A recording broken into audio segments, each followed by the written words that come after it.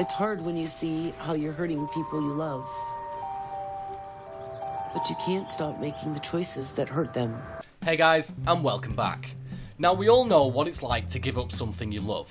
Leaving a game console alone for a few hours because you have to finish that essay or get some work done. Or even when you were trying to give up alcohol for dry January, or even smoking. These are all tough things and will be difficult for anyone. But what about cutting out all the unhealthy food? McDonald's, burgers, takeaways, chips, everything that would not be on Weight Watchers' diet. This is what it was like for one patient on my 600-pound life. Pauline weighed nearly 50 stone, but refused to get up and walk, which results in her doctor firing her as a patient. Throughout the show, she's told several times by her doctor that she needs to get out of bed and walk or she will die, but she ignores him, moaning that she still has pains, has pulled a muscle and is tired. She won't budge out of the hospital bed. The story, featured on TLC's My 600-Pound Life, follows the 50-year-old woman who wants bypass surgery to reduce her stomach so she can lose weight. But before Pauline can get the surgery she so desperately wants, her doctor tells her that she needs to lose 50 pounds to be even considered.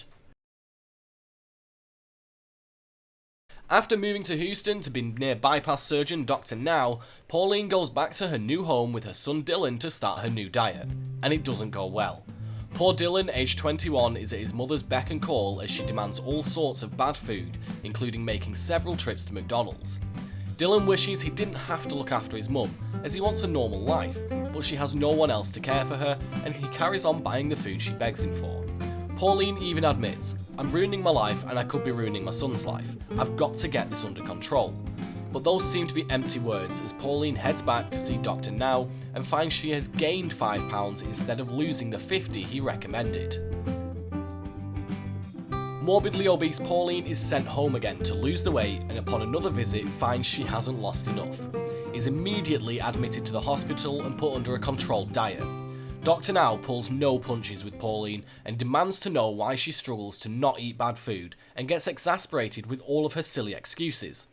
After losing 40 pounds under the strictly controlled hospital diet, Pauline's doctor gives her the go-ahead for the bypass surgery under the condition she stays active and keeps on top of her diet. Normal patients get discharged from hospital after 2 days, but Pauline is still there after 5 because she protests against simple exercise, which results in her having a preventative blood clot filter fitted into her leg. Getting her stomach reduced from the size of a watermelon to the size of a small orange means Pauline has to be careful about what she eats and must attend physical therapy sessions. But Pauline turns out to be the worst patient ever as she ignores phone calls from her therapists and decides on a course of her own treatment.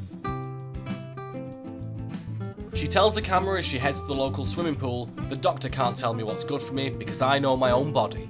As Pauline revisits the hospital in month 9 of her weight loss journey, it turns out that she has only lost 6 pounds since she left after surgery. Dr. Now is gobsmacked at her behaviour and confronts his stubborn patient by demanding an explanation. In one of the most hair-pulling moments, Pauline's doctor wants to know why she hasn't been attending her physical therapy sessions. Pauline is adamant she has never received one phone call from them.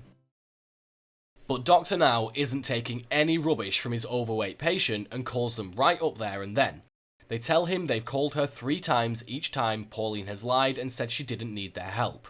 As the doctor informs her of this revelation, she gasps, "Oh, was that them? I didn't even realise."